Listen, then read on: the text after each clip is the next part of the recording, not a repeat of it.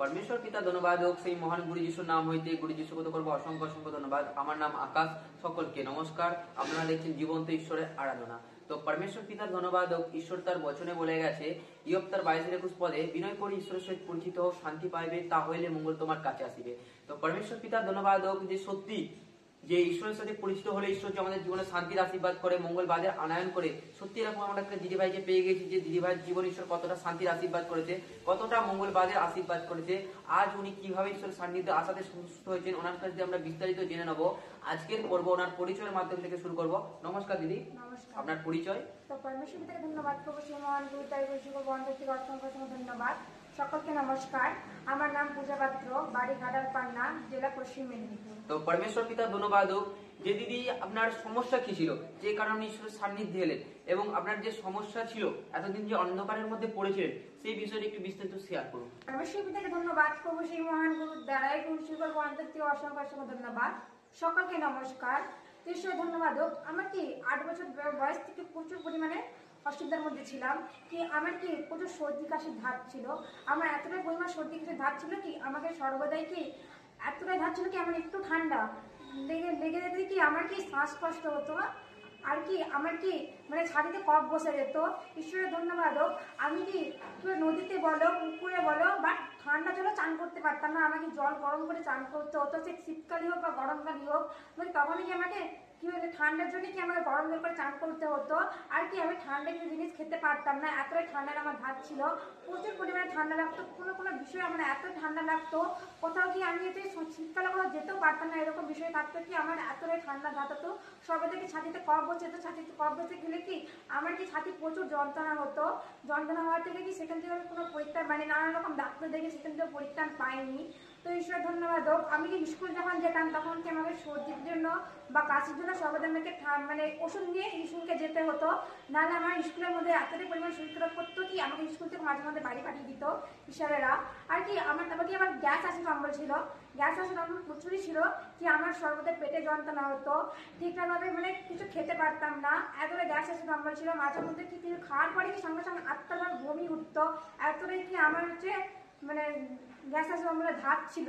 আমি কি সর্বদাই কি মানে কিছু খেলে আমি মানে রিচ খাবার খেতেই পারতাম না, কিছু রিচ খাবার ফাঁকের খাবারও খেতে পারতাম না। মানে এতটাই গ্যাস অ্যাসিড অম্বল ছিল, সর্বদাই গ্যাস অ্যাসিড অম্বল ছিল। কিছু খেলে যে মাছ মাংস খাবো তারপরে কি আমার কি বমি হয়ে যেত, এরকম বিষয় ছিল।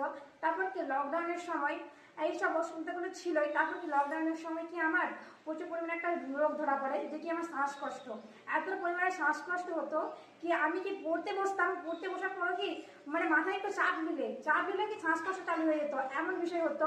আবার কি সাইকেল চালাচ্ছি, সাইকেলও ঠিকঠাকভাবে চালাতে পারতাম না। যে সাইকেল চালিয়ে আমি একটু যে মানে মানে সাইকেল চালিয়ে একটু মানে যাবো দোকানে তাও যেতে পারতাম না। আমি কি তখন শ্বাসকষ্ট হতো এতটা পরিমাণে কি তার শ্বাসকষ্ট থেকে এতটাই শরীর খারাপ করতে কি মাথা ঘুরে কখনো পড়ে গিয়েছিলাম। এমনকি সাইকেল থেকে সেখান থেকে কি এতটাই মানে দুঃখ কষ্ট করেছিলাম কি আমি ডাক্তার দেখেছি নানান জায়গায় কিন্তু সেখানে পরিত্রাণ পাইনি। কি মানে প্রথমবারে রিপোর্ট করে তাদের কিছু ধরা পড়েনি। তো আজ যে রিপোর্ট করার পর যে ওষুধ দিয়েছিল সেই ওষুধ খেয়েছিলাম, খাওয়ার পরে যে সেখান থেকে সুন্দর সুস্থ হয়নি। আমার শ্বাসকষ্ট কিন্তু মানে ওষুধ খেতাম তখন সুন্দর ছিল, যখন আমি ওষুধ বন্ধ করে দিতাম আবার কি আমার শ্বাসকষ্টটা কন্টিনিউ আবার চালু হয়ে যেত। তো আবার ডাক্তার দেখেছি, রামজীবনপুর বলেও হতো, সেটা ডাক্তার দেখেছি। সেখানে কি ডাক্তার দেখানোর পরে কি একটা বিষয় ধরা পড়েছে হার্টে ফুটো আছে একটা। তো হার্টে ফুটো আছে বলতে এবার সবাই ভয় পেয়ে গেল, হার্টে সার্জারি করতে হবে এরকম ভয় পেয়ে গেল। তো সেখান থেকে কি ডাক্তার বলেছিল যে সেটাকে ক্লিয়ার করার জন্য কলকাতা নিয়ে যাওয়ার জন্য, কিন্তু কোনো আর্থিক দিক থেকে আমরা কলকাতা যেতে পারিনি। তো এই সময় ওষুধ খাওয়াতে কি একটু সুন্দর ছিলাম। আবার সেই ওষুধ খাওয়ার পর আবার স্তব্ধ হয়ে যাওয়ার পর থেকে আবার কি আমার শ্বাসকষ্ট আবার কন্টিনিউ চালু হয়। তো এরকম কন্টিনিউ চালু হওয়া থেকে আমার এতটাই শরীর খারাপ হতে চালু করেছিল যে হার্টের যে কষ্টটা হতো, ছাতির যন্ত্রণা হতো, মাঝে মধ্যে থাকতে পারতাম না, এতটা পরিমাণে যন্ত্রণা হতো কি মাঝে মধ্যেই আমি মাথা ঘুরে পড়ে যেতাম, এতটাই পরিমাণে শ্বাসকষ্ট হতো যে মানে হাসপাতালে আমি ভর্তি হয়েছিলাম 2-3 বার। তো ঈশ্বরের ধন্যবাদ, সেখানে হাসপাতালে ভর্তি হতে হবে সেখান থেকেও পরিত্রাণ মানে হাসপাতাল থেকে বেরিয়ে আসার পরেও কি আমার যে শরীরটা খারাপ হয়ে যেত, আমি সেখান থেকে কোনোরূপে পরিত্রাণ পাইনি। परमेश्वर পিতা ধন্যবাদ। আপনার আর কি সমস্যা ছিল? ঈশ্বরের ধন্যবাদ, আমার ওই সমস্যাগুলি ছিল যে আমার মানে শ্বাসকষ্ট হতো, গ্যাস অ্যাসিড অম্বল এসব সমস্যা ছিল। আর কি পায়ের যন্ত্রণা হতো, আর কি আমার কি লেডিস প্রবলেমও ছিল। সেই লেডিস প্রবলেমের জন্য নানান রকম মানে নানান রকম দাঁড় ঘুরেছি, যে যেখানে বলেছিল সে সেখানেই ঘুরেছি। কি আমি কোথা মানে নিরামিষ ভাত বলো, যা বলো, মাটির হাঁড়িতে খাওয়া বলো, সমস্ত কিছু করেছি। সব কিন্তু তোমার পরিত্রাণ পাইনি। আর কি পায়ের যন্ত্রণা, প্রচুর পরিমাণে পায়ের যন্ত্রণা হতো। কি পায়ের যন্ত্রণার জন্য কি রাত্রেবেলা কি আমার মা কি পা টিপে দিত, এরকম এত কি পরিত্রাণ পেতাম না, রাত্রেবেলা ঘুমাতে পারতাম না, এত পরিমাণে পায়ের যন্ত্রণা হতো। তো পরমেশ্বর পিতা ধন্যবাদ হোক, মহান গুরু যিশু দ্বারা গুরু যিশুকে তো করবো অসংখ্য অসংখ্য ধন্যবাদ। যদি আমরা সমস্যার এটা এত যে সমস্যা, ক বছরের সমস্যা ছিল না? আমার 10 বছরের সমস্যা ছিল। প্রায় 10টা বছর এই সমস্যাটা নিয়ে আপনি মানে ভুগেছেন। তো পরমেশ্বর পিতা ধন্যবাদ হোক সেই মহান গুরু যিশুর দ্বারাই সত্যি উনি কতটা যে ঈশ্বরের সেই বচনে সত্যি লিখে গেছে ঈশ্বর যে হে পরিশ্রান্ত ভারাক্রান্ত লোক সকল আমার নিকটে আইসো আমি তোমাদেরকে বিশ্রাম দেবো। উনি সত্যি কতটা পরিশ্রান্ত ভারাক্রান্ত হয়ে 10টা বছর ঘুরেছে, নানান জায়গা নানান দ্বার ঘুরেছে। অনেক জায়গায় উনি কি অর্থের জন্য যেতে পারেনি, ওনার সমস্যা কি হয় বাড়তি থাকে। পরমেশ্বর পিতার ধন্যবাদ যে সমস্যা ওনার কি এত পরিমাণে সমস্যা, যে এত সমস্যা ছিল তিনি, আপনি ঈশ্বরকে চিনলেন কিভাবে যে এত সেই 10টা বছরের সমস্যা ঈশ্বরের সান্নিধ্যে কিভাবে এলেন, ঈশ্বরের কার দ্বারা এলেন যে এত বড় সমস্যা আপনার সুন্দর সুস্থ হয়ে যায়, সে বিষয়ে একটু বলুন। ঈশ্বরের ধন্যবাদ হোক। তো আমি ঈশ্বরকে চিনেছিলাম, আমি ছোটবেলায় আগে চিনেছিলাম, যে 8 বছর বয়সে আমি ঈশ্বরকে একবার চিনেছিলাম। কিন্তু সেখান থেকে কি মামার বাড়িতে চিনেছিলাম, তো সেখানে থাকতে পারি না বলে সেখান থেকে আমি সরে আসছিলাম। আবার এখানে আসাতে আমার প্রবলেম খুব বাড়ে, মানে সেখানে আসতে আমার মা চিনে, মানে আমার দেখে একটা মা, আমার মা দিদিভাইয়ের দ্বারাই চিনতে আমার মা যেত। কিন্তু আমি সেখান থেকে অবহেলা করেছিলাম, যে একবার চিনেছিলাম সেখান থেকে আমি কোনো পরিত্রাণ পাইনি। কিন্তু আমার মা যাচ্ছে, যাক সে কিরকম কি বুঝতে পারে, তারপর আমি যাব। কিন্তু যখন দেখছি আমার মা খুব সুন্দরভাবে বুঝতে পারছে আমার মায়ের যে অসুবিধা, মায়ের খুব সুন্দর সুস্থ, তারপর সেই জায়গা থেকে কি আমি ঈশ্বরকে বিশ্বাস করি, সে তাদেরকে আমি ঈশ্বরকে চিনা থেকে আজ আমার শ্বাসকষ্ট বলে কিছুই আর নেই, সব থেকে আমি পরিত্রাণ পেয়ে গেছি। কদিনের মধ্যে পরিত্রাণ পান আপনি?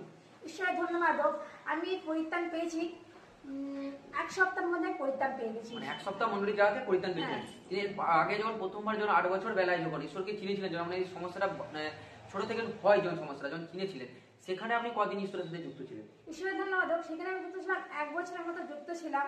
সেখানে 1 বছরের মতো যুক্ত ছিলাম, সেখানে কি তখন আমাকে এই শ্বাসকষ্ট বেশি করে ধরা পড়েনি। আমার কি তখন যে সর্দি কাশি আর যে অ্যাসিড ছিল সেখানে ধরা পড়ে, মানে সেখানে যে প্রার্থনা করতাম, সেখানে যেতাম সমস্ত কথা, আমি সেখানে সুন্দর সুস্থ আর পাইনি।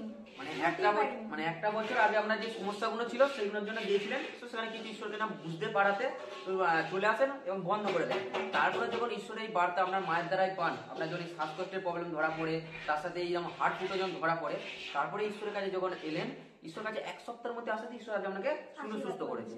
তো পরমেশ্বর পিতা ধন্যবাদ, সত্যি ঈশ্বর এনার দিদির জীবনে কত বড় মহিমা করেছে, কত বড় ঈশ্বর আশীর্বাদ করেছে। সত্যি ঈশ্বরকে উনি চেনাতে দুটো ধন্যবাদ দিতে ঈশ্বর ওনার জীবনে শান্তি আনয়ন করেছে। সত্যি পরমেশ্বর পিতা ধন্যবাদ, উনি জীবন্ত ঈশ্বর, উনি পরাক্রমশালী ঈশ্বর। তো পরমেশ্বর পিতা ধন্যবাদ হোক যে দিদি প্রায় আপনি ঈশ্বর কাছে 1 বছর উপর চিনেছেন। তো ঈশ্বর ধন্যবাদ হোক। আরো যে সমস্ত দুঃখ কষ্টে ভাই বোনেরা অন্ধকারে পড়ে আছে, যারা এখনো ভিডিওটা দেখছে, যারা এখনো কষ্টের মধ্যে আছে, সমস্যার মধ্যে পড়ে রয়েছে, তাদেরকে আপনি ঈশ্বর বিষয়ে কিছু বলতে চান? ঈশ্বরের ধন্যবাদ, তাদেরকে আমি এটাই বলতে চাই যে ঈশ্বরের সান্নিধ্যে এলে আমাদের যে মহৎ রোগ ঈশ্বরের কাছ থেকেই পরিত্রাণ পাচ্ছি। তো আপনারা ঈশ্বরের কাছে আসুন, ঈশ্বরের সঙ্গে যুক্ত হন, আপনারাও কি নানান রকম রোগ থেকে, নানান রকম ব্যাধি থেকে আপনারা কি পরিত্রাণ পাবেন। তো পরমেশ্বর পিতা ধন্যবাদ হোক, সত্যি দিদি খুব সুন্দর বলে গেল। যে সমস্ত ভাই বোনেরা এখন অন্ধকারে দুঃখ কষ্টের মধ্যে পড়ে আছে, তারা অবশ্যই ঈশ্বরকে চিনুক, দুটো নামে ধন্যবাদ দিক। তারা ব্যাধের হাত থেকে, সর্বনাশক মারি থেকে এবং সমস্ত রোগ থেকে ওনার কিভাবে পরিত্রাণ পাবে। তো সত্যি পরমেশ্বর পিতার ধন্যবাদ হোক যে দিদি খুব সুন্দর বললো। তো পরমেশ্বর পিতার ধন্যবাদ হোক, এই ভিডিওটা যারা দেখছেন তাদের মধ্যেও যদি কারো কোনো সমস্যা থেকে থাকে, এখানে আমাদের হোয়াটসঅ্যাপে নাম্বার দেওয়া আছে, অবশ্যই আপনারা সকলে যোগাযোগ করবেন, আপনাদের সেই সমস্যার সমাধান করতে আমরা যথারীতি সাহায্য করব। এবং পরমেশ্বর পিতার ধন্যবাদ হোক, আজকের ভিডিওটা কেমন লাগলো অবশ্যই কমেন্টের মাধ্যমে জানাবো, এবং ভিডিওটা ভালো লেগে থাকলে একটা অবশ্যই লাইক করবো, কারণ আমাদের একটা কমেন্ট এবং লাইকের মাধ্যম থেকে আমাকে এবং জীবন্ত ঈশ্বর আরাধনা এই চ্যানেলকে আরো উৎসাহিত করে তোলে। এবং পরমেশ্বর পিতার ধন্যবাদ হোক, এই চ্যানেলে নতুন হয়ে থাকলে চ্যানেলটাকে সাবস্ক্রাইব করে নেবো, কারণ এই সাবস্ক্রাইব করে রাখলে আরো নতুন নতুন সাক্ষ্য, নতুন নতুন শিক্ষা, সমস্ত কিছু আপনাদের কাছে বার্তা যেন অবশ্যই সবার কাছে যেন পৌঁছে যায়। তো পরমেশ্বর পিতার ধন্যবাদ হোক সেই মহান গুরু যিশুর দ্বারাই, গুরু যিশুকে অসংখ্য অসংখ্য ধন্যবাদ। সকলকে নমস্কার।